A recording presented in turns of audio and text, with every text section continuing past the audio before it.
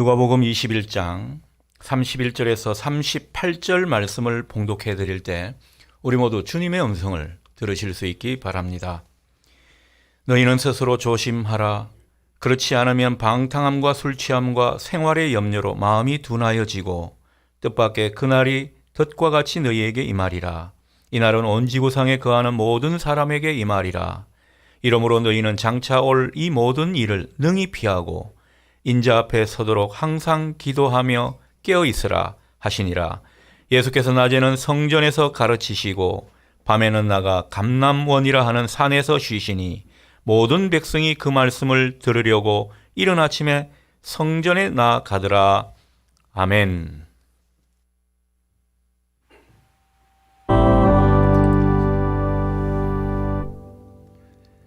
오늘도 주님의 은총과 사랑이 여러분 모두에게 함께하기를 빕니다. 오늘은 대림절 첫째 주일로 교회력으로는 새해의 시작이라 할 수 있겠습니다. 교회력은 주님의 오심을 기다리는 대림절기로부터 한 해를 시작하고 있습니다. 한 해를 시작한다고 하지만 우리는 안팎으로 어수선한 상황을 맞고 있습니다.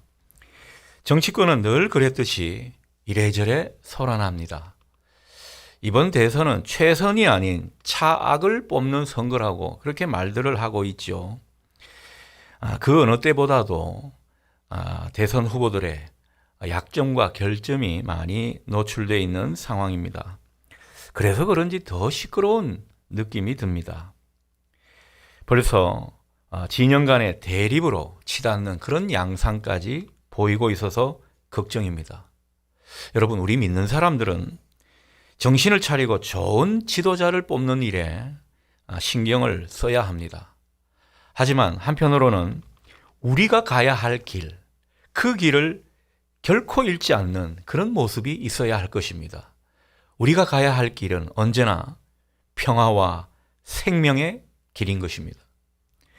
영성학자 헨리 나우에는 상처 입은 치유자라는 책에서 핵시대를 살아가는 오늘의 사람들을 가리켜 핵인간이다, 그렇게 불렀습니다. 핵인간이란 과학기술이 극도로 발달되어서 환경을 무너뜨리고 자기 인생도 파괴할 수 있는 그런 시대를 살아가는 사람들을 일컫습니다. 불확실하고 소망이 없고 뭔가 단절돼 가는 이 코로나 시대를 살아가는 우리들이 핵인간이라 할 수 있겠습니다. 그런데 이런 핵시대에는 선택이 중요합니다. 핵인간이 어떤 선택을 하느냐, 그것에 따라서 지구의 종말이 앞당겨질 수도 있고, 그리고 평화로운 세계가 더 펼쳐질 수도 있습니다. 그러니 우리가 나라의 중요한 지도자들, 그리고 세계 각국의 주요 지도자들, 이분들을 위해서 기도를 많이 해야 합니다. 이분들이 생명과 평화, 상생을 선택하느냐, 그렇지 못하느냐에 따라서 우리 미래는 암울할 수도 있고 또 화창한 날이 될 수도 있기 때문입니다. 그래서 우리가 골방에서 기도하는 것, 나라를 위해서, 민족을 위해서 기도하는 것, 어쩌면 그것이 열방을 구원하는 하나의 주님의 동력자 노릇이 될지 모르겠습니다. 또한 이 핵시대를 살아가는, 이 코로나 시대를 살아가는 우리가 내 삶에서 어떤 선택을 하느냐, 이것도 굉장히 중요한 것입니다. 우리의 미래가 달라질 수 있기 때문이죠. 우리가 하루하루 평화를 선택하고 생명을 심고 의를 심게 되면 우리의 미래는 평화와 생명, 그리고 의의 나무로 더욱더 꽃을 피우게 될 것입니다. 다툼을 선택하고 갈등의 씨앗을 뿌리게 되면 그 미래는 혼란하게 되고 난리법석이 되고 싸움이 일어나는 그 모습으로 인해서 인생이 무너지고 마는 그런 모습도 있을 수 있다라는 것입니다. 자, 오늘 본문은 종말에 관한 말씀이죠. 종말로는 미래에 관한 말씀이라 할 수 있겠습니다. 그러나 이 종말의 말씀은요, 미래의 일이기도 하지만 오늘의 문제이기도 합니다. 현재의 일이기도 하다는 것이죠. 왜냐하면 우리 시대는 이미 종말의 때에 돌입했기 때문입니다. 핵인간 시대 자체가 종말의 때라 할 수 있습니다. 우리가 지구상에서 벌어지는 여러 가지 재해와 환난, 또 여러 가지 전쟁의 모습을 보게 되면 이미 종말의 때가 진행되고 있음을 느끼게 됩니다. 근데 이 종말론이 참 중요한 것인데, 광신도적인 그 시한부 종말론자들, 그리고 잘못된 이단들 때문에 이 종말론이 많이 오해를 받고 악용되는 그런 일들이 있습니다. 이게 문제죠. 그러나 종말론 자체는 참 중요한 것입니다. 우리 개혁교회를 지향하는 우리 교회는 이 종말론에 대해서 그 핵심을 잘 아시기를 바랍니다. 언제 닥쳐올지 모르는 그 종말의 때의 앞에서 우리가 오늘을 어떻게 사느냐, 또 종말을 의식해서 오늘을 우리가 어떻게 의미 있게 살아가느냐, 이게 중요한 것입니다. 이게 핵심이라는 거죠. 예를 들어서 어떤 사람이 개인적인 종말을 의식해서 사는 것과 그렇지 않은 삶 사이에는 많은 차이가 있을 수 있습니다. 어떤 불치병 환자가 의사한테서 이제 당신은 살아봐야 한 2달밖에 살지 못합니다, 이런 진단을 듣게 되었다면 여러분 어떻습니까? 그 사람에게는 하루하루가 새롭고 의미 있는 그런 순간이 될 것입니다.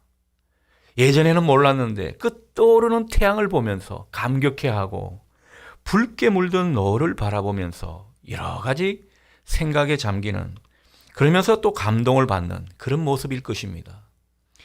예배드리고 찬양하는 그 가운데 얼마나 벅찬 감격을 느끼게 되는지 모릅니다.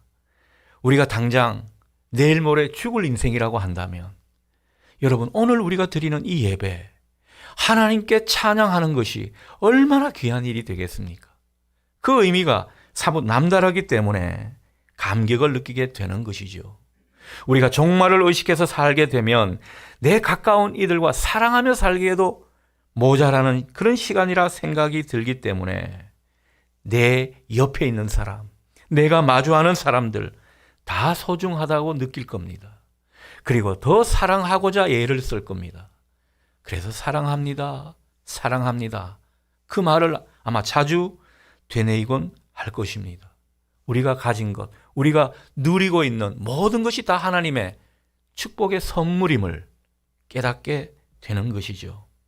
따라서 우리가 종말론적인 삶을 살아가는 것은 이 종말론적인 그 의식을 지니는 가운데 오늘의 삶을 좀 충만하게 살자는 그런 의미인지도 모르겠습니다. 주님은 언제 닥쳐올지 모르는 그 종말의 때를 내다보면서 제자들에게 몇 가지 조언을 해 주셨죠. 오늘 내용이 그런 내용입니다. 종말의 때를 지혜롭게 살거라, 그렇게 말씀을 주신 것인데, 한편 이 종말을 의식하면서 우리의 오늘이 더욱 충만해지기를 바라는 그 주님의 마음이 오늘 우리가 살펴보는 말씀에서 느껴지게 되는 것입니다. 그러니 오늘 이 말씀을 통해서 오늘을 어떻게 충만히 살까 생각하시는 이 아침 되시기를 바랍니다. 36절을 보면 주님께서 상당히 희망적인 면에서, 그리고 우리들을 위로하기 위해서 말씀을 하셨다는 것을 알 수가 있습니다. 36절 보십시오. 이러므로 너희는 장차 올 이 모든 일을 능히 피하고 인자 앞에 서도록 항상 기도하며 깨어 있으라, 이렇게 말씀하고 있습니다. 개인의 종말이든 세상의 종말이든 종말은 다 끝이 있다는 것인데, 그 끝을 말씀하시면서 뭔가 희망을 들려주고 힘을 주시려 하시는 그런 느낌이 듭니다. 종말에서 중요한 것은 환난을 피하고 인자 앞에 서는 것인데, 너희들이 내 명령대로 내 분부대로 하게 되면 얼마든지 종말의 때 지혜롭게 살아가게 되고 오늘을 충만하게 살 수 있고 또한 인자 앞에 당당히 설 수 있다, 이 말씀을 하시는 것입니다. 그러니 진짜 믿음이 있는 사람들은요, 위기가 닥쳐올 때 주님의 말씀하신 것, 주님의 분부를 마음에 새기면서 벌벌 떠는 것이 아니라 오히려 희망을 가지고 주께서 나를 지켜주실 것을 믿으며 담대해지게 되는 것입니다. 여러분, 믿음 있는 사람들은 위기에서 더 담대해집니다. 자기가 담대하니까 다른 사람을 위로하게 되고 어려운 가운데서도 힘을 얻고 또 기쁨을 누리게 되는 것이죠. 따라서 우리 믿는 사람들에게 종말이란 복된 종말인 것입니다. 진짜 주님을 제대로 믿는 사람에게는 얼마나 그것이 축복인지 모릅니다. 하나님의 나라가 가까이 오는 것이 우리에게 영광스러운 일이 되더라는 것입니다. 자, 주님께서 오늘 우리에게 오늘을 충만하게 살아가라, 그렇게 말씀하시면서 당부하시는 내용을 우리가 한번 살펴보고자 합니다. 주님이 무엇을 당부하고 계십니까? 먼저 우리 마음이 둔하여 있지는 않은지 그것을 살피고 조심하라는 것입니다. 34절 말씀에 한번 보십시오. 마음이 둔하여지고, 이게 아주 중요한 의미를 담긴 말씀이죠. 여러분, 우리 마음이 둔하여지면 문제는 우리가 하나님을 제대로 바라보지 못하더라는 것입니다. 우리 존재가 하나님을 향하여 서 있지 못하더라는 것입니다. 그러니 마음이 둔해지지 않도록 조심하라 말씀하시는 것입니다. 자칫 우리가 마음이 둔해지면요, 진리에 둔하게 됩니다. 말씀을 들어도 깨닫지를 못합니다. 하나님의 소리가 들리지 않는 그런 때도 만나게 됩니다. 그러니 조심하라는 것이죠. 마음이 둔해지면 우리는 죄에 물들 수밖에 없고 우리 영혼이 점점 쇠하여질 수 있게 되는 것입니다.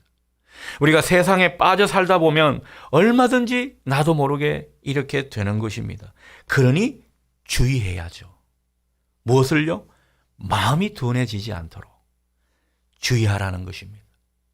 마음을 둔해지지 않도록 주의하시는 여러분 되시기를 바랍니다. 자, 그런데 본문에서 우리 마음을 둔하게 하는 것의 주범이 뭐라고 합니까? 오늘 성경은 그것을 분명히 말씀해 주죠. 방탕함과 술 취함, 그리고 생활의 염려라고 말씀합니다. 주님은 특별히 이런 것들을 주의하라고 당부하십니다. 젊은 분들이 신앙생활 하게 되면 꼭 한두 번 질문하게 되는 질문이 있습니다. 그게 다른 게 아니라, 목사님, 교회 다니는 사람은 술 먹으면 됩니까? 안 됩니까? 자기가 알아서 할 일이지.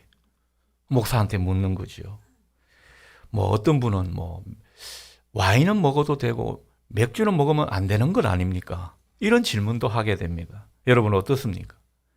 이 문제에 대해서 성경이 우리에게 가르치는 바는 크게 두 가지로 요약이 됩니다. 먼저는 술 먹는 것은 우리의 자유입니다.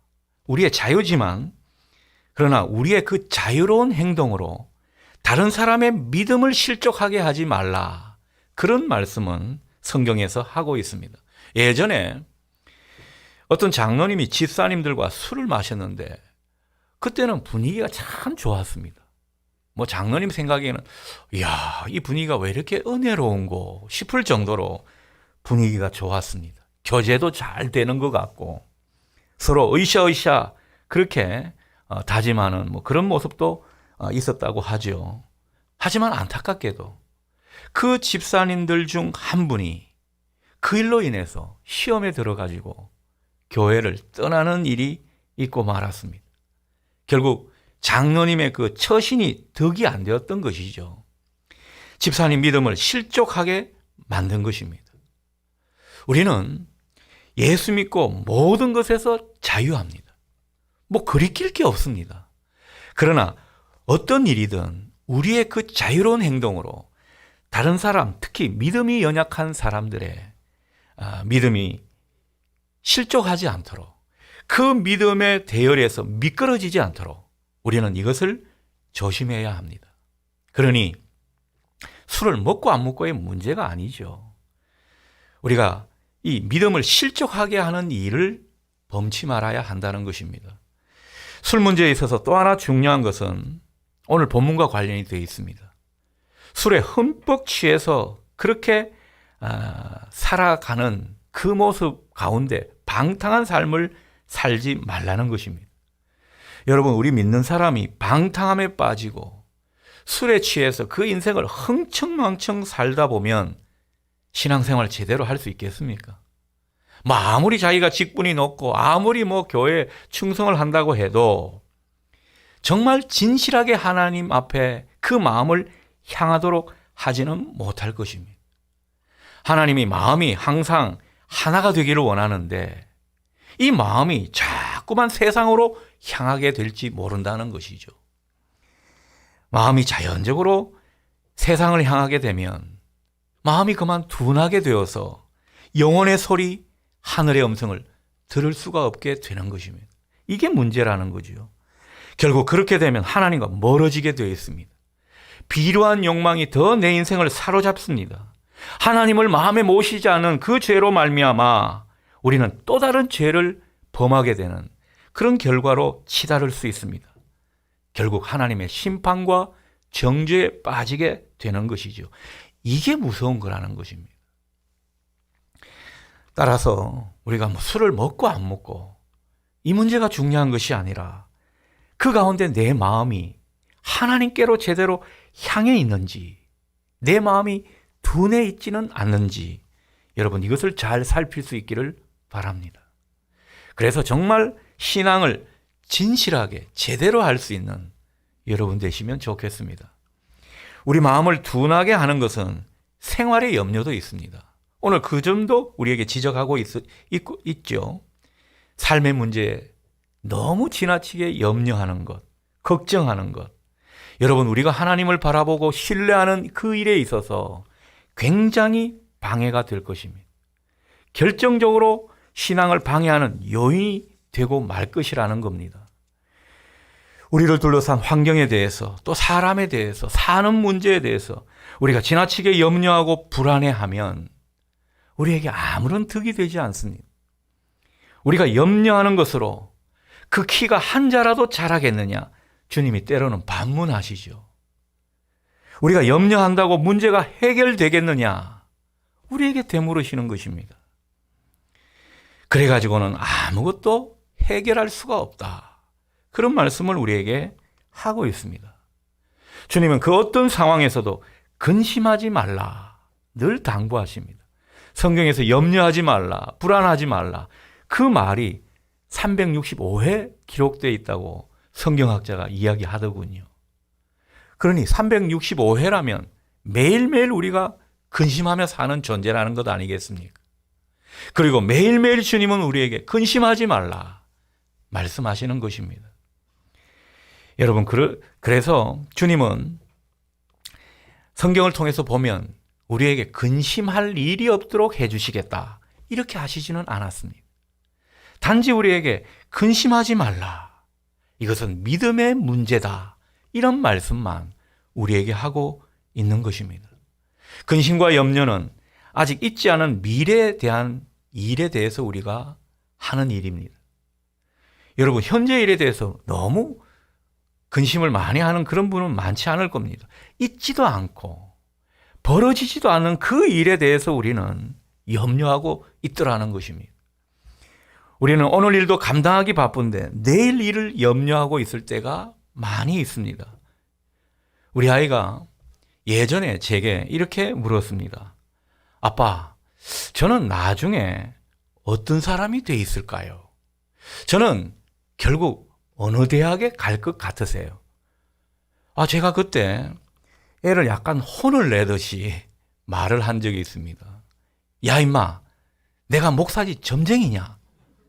그런 말을 저도 모르게 쏘아붙이고 말았습니다. 자기 딴에는 좀 미래에 대해서 걱정을 해서 그런 말을 한 모양인데 제가 좀 너무했죠. 너무했다 싶어서 이내 얼른 한마디 더 해줬습니다. 그래도 명색이 목사인데 말이죠. 얘야, 네가 오늘 성실하게 네 할 일을 다하고 하나님을 의지하게 되면 하나님께서 네 미래를 책임지신다. 그러니 걱정하지 마라. 뒤에 말은 정말 목사다운 말이었습니다. 그리고 이 말은 정말 단순하지만 솔직한 제 믿음이기도 합니다. 자식을 바라볼 때 이런 믿음으로 그들을 대하고 있다라는 것이죠.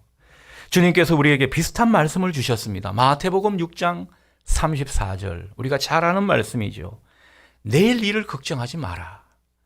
내일 일은 내일이 감당하도록 해라. 대신 오늘을 힘있게 살거라. 주님께서 오늘 우리에게 이 음성을 들려주십니다. 우리가 정작 염려하고 불안해 할 것은 다른 게 아닙니다. 내 자신이 하나님 앞에 바로 살지 못하는 그 모습입니다. 하나님 앞에 믿음으로 바로 서 있지 못한 그 모습을 애통해 하십시오. 그것을 차라리 두려워하십시오. 하나님 앞에 우리가 바로 서 있게 되면 하나님이 다 책임지십니다. 여러분, 제가 요즘 많이 흥얼거리는 찬양이 주가 일하시네, 그런 찬양인데요. 여러분, 이 찬양 가사처럼 하나님께서 우리를 위해 일하신다, 이 믿음으로 사시기를 바랍니다. 하나님께서 선하심으로 우리를 도우신다. 우리가 볼 때는 잘못될 것 같고, 우리가 볼 때는 큰일 날 것 같고, 곧 인생이 망가질 것 같은 그런 상황에도 우리가 하나님 앞에 바로 서 있게 되면 하나님이 우리를 도우신다는 이 사실을 기억하십시오. 하나님 앞에 바로 서 있지 못하는 우리 자신의 모습이 느껴지면 여러분, 그것을 두려워하시며 하나님께 은총을 구하십시오. 분명히 기억하시기를 바랍니다. 우리가 하나님 앞에서 바로 살고 하나님께 바로 서 있게 되면 하나님은 언제나 저와 여러분 편이십니다. 하나님이 우리를 이토록 사랑하시는데 누구 편이겠습니까? 우리 편이십니다. 그것을 기억하시는 여러분 되시면 좋겠습니다. 그러니 그 하나님을 의식하고 그 하나님의 음성을 떠올리면서 우리 안에 있는 염려와 불안을 소멸시키는 우리가 될 수 있으면 좋겠습니다.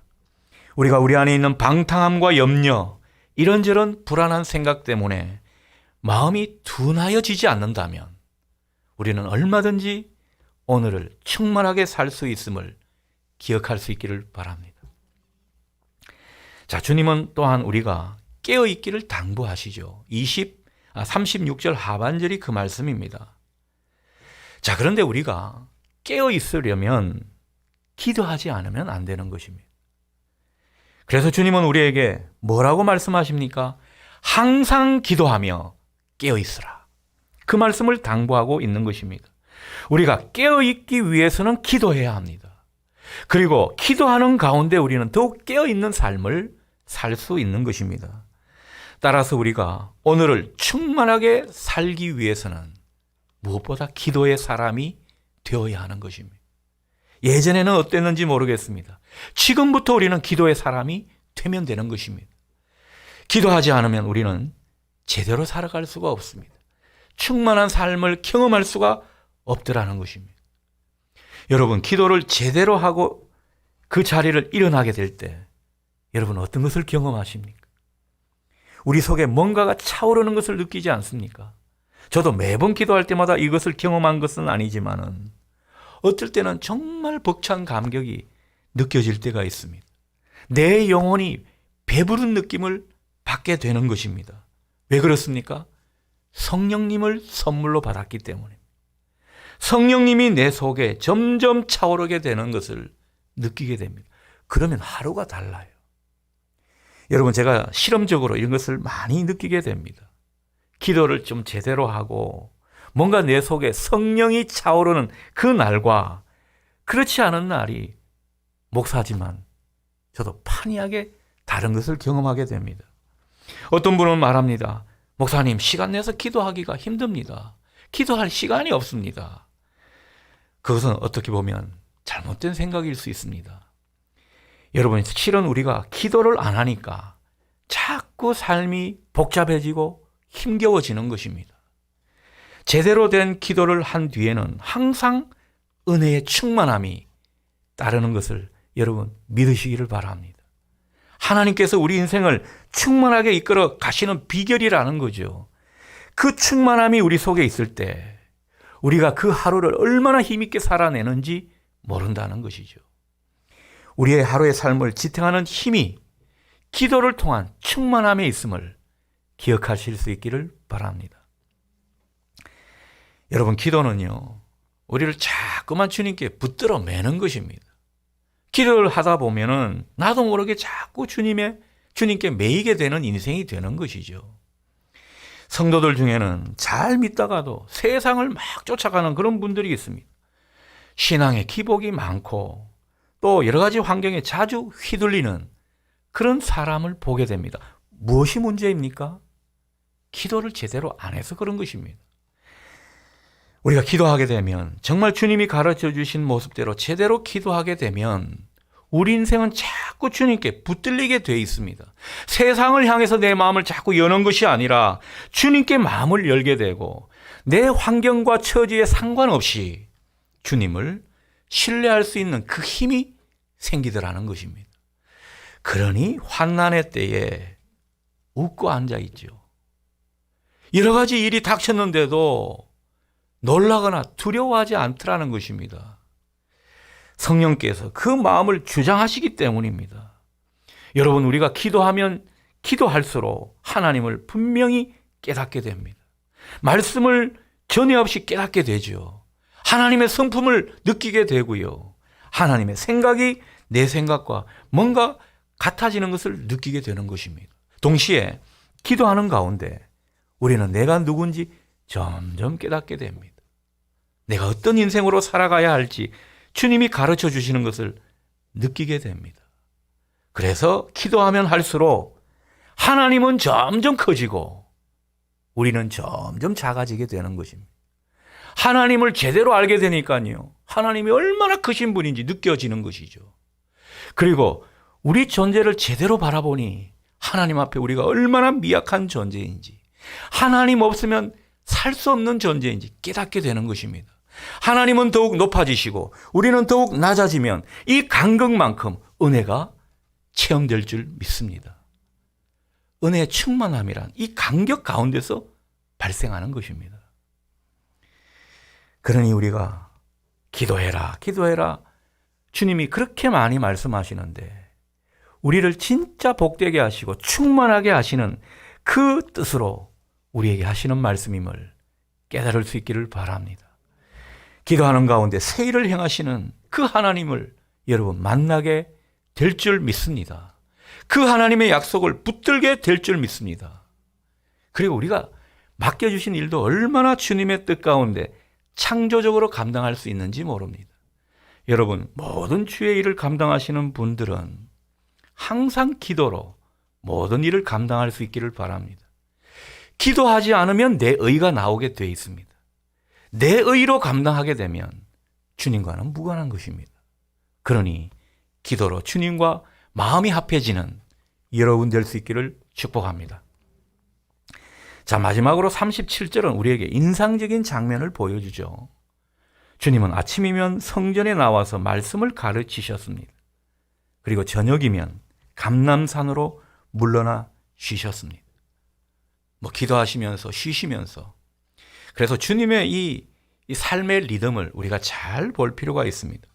자, 38절 말씀 보십시오. 그 가운데 많은 사람들이 그 말씀을 들으려고 이른 아침에 성전에 나아가는 모습입니다. 말씀을 들으려고 성전을 찾아가는 그 사람들의 발걸음을 한번 생각해 보십시오. 얼마나 복된 발걸음이겠습니까? 여러분, 현대인들은요, 대체로 밤의 문화, 밤의 리듬에 많이 익숙해져 있습니다. 하지만 우리가 따르는 주님은 새벽에 자주 하나님을 배웠습니다. 아침을 여시는 분이었습니다. 이른 아침 그 시간을 하나님께 드리면서 하루의 삶과 사역을 감당하시는 그런 모습을 우리가 보게 됩니다. 여러분, 우리가 주님을 따르는 길은 주님의 이 영적인 리듬을 따르는 모습일 것입니다. 우리가 출근하고 학교 가고 하루 일과를 하기 전에 아침에 그 정한 시간을 구별해서 하나님 앞에 나아가는 것. 여러분, 영적으로 얼마나 건강한 삶이 되고 복된 삶이 되게 하는 것인지 모릅니다. 여러분, 기도는 하나님과 호흡하는 것이라 말하고 있습니다. 하나님의 호흡을 받아들이는 것이라고 말씀합니다. 그러니 우리가 기도를 통해서 또 말씀을 통해서 하나님과 교제하는 것, 하늘의 신선한 공기를 듬뿍 마시는 일이 될 수 있을 것입니다. 그렇게 하루를 시작하게 되면, 그렇게 하나님을 의지하게 되면 하나님께서 우리 삶을 주장해 주지 않겠습니까? 우리 삶을 책임져 주지 않겠습니까? 그러니 아침 제단도 중요한 것입니다. 일상 가운데 그 아침을 하나님과 보내시는 여러분 되실 수 있기를 바랍니다.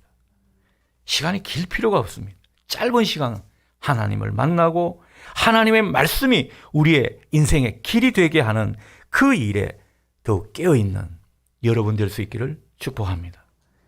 여러분, 이렇게 되면 두려울 것이 없습니다. 고통 가운데서도 하나님을 찬양하게 될 것입니다. 하나님이 함께 하심을 확신하면서 하루를 시작하는데 담대해지지 않겠습니까? 여러분이 이런 인생길을 걸어갈 수 있기를 바랍니다. 새벽을 깨우고 하나님과 교제하셨던 그 주님의 영적인 리듬을 회복하는 것, 이 시대를 지혜롭게 사는 길이고 또 오늘을 충만하게 살아가는 비결인 줄 믿으시기 바랍니다. 주님은 36절에서 우리에게 장차 올 모든 일을 피하고 인자 앞에 서도록 하라 말씀하십니다. 마지막 때에 주님 앞에 서는 것을 생각하면서 하루하루를 살아가라 말씀하시는 것입니다. 우리는 마지막에 다 그리스도의 심판대에 서야 된다고 그렇게 말씀합니다. 하지만 걱정할 것 없습니다. 우리가 종말의 때를 의식하면서 오늘을 살 때, 비록 우리 가운데 종말의 현상이 나타나거나 죽음의 위기가 찾아오거나 또 다른 인생의 위기가 찾아온다 해도 놀랄 것이 없습니다. 낙심하거나 두려워할 것이 없습니다. 오늘 깨어있어 주님의 음성을 듣고 주님과 대면하면서 주님과 함께 살아가는 사람에게는 두려울 것이 없습니다. 왜 그렇습니까? 그 심판의 주님께서 이미 우리 곁에 와 계시기 때문입니다. 여러분, 그리스도의 심판대에 벌벌 뜨는 사람은요, 하루하루를 주님과 관련 없이 산 사람들일 것입니다. 여러분, 대면대면하게 살았는데 막상 주님을 만나면 얼마나 두렵겠습니까? 그러나 우리가 매일매일 주님의 음성을 들으며 주님과 소통하며 살아간다면, 그래서 오늘을 충만하게 살아간다면 미래는 걱정이 없는 것입니다. 그 주님이 우리와 이미 만나 주셨기 때문입니다. 당당하게 그리스도 심판대에 서시게 될 줄 믿습니다. 오늘 이 믿음이 우리에게 있기를 바랍니다. 그러니 성경에서 말하는 하나님의 시간은요, 언제나 오늘이 중요한 것입니다. 오늘을 내가 주님 안에서 충만하게 살아간다면, 하나님 안에서 바르고 아름답게 살아간다면 우리 미래는 하나님이 책임지시고 심판날에 우리는 상급을 받게 될 것입니다. 심판을 이기는 인생 될 줄 믿습니다. 그러니 여러분, 오늘 이 종말의 때 교훈을, 오늘을 충실하게 살고 오늘 하루를 충만하게 살아가는 주님의 당부로 받아들이십시오. 그래서 이 충만한 인생 가운데 종말과 우리 인생의 위기를 느끈히 대비하시는 여러분 될 수 있기를 축복합니다.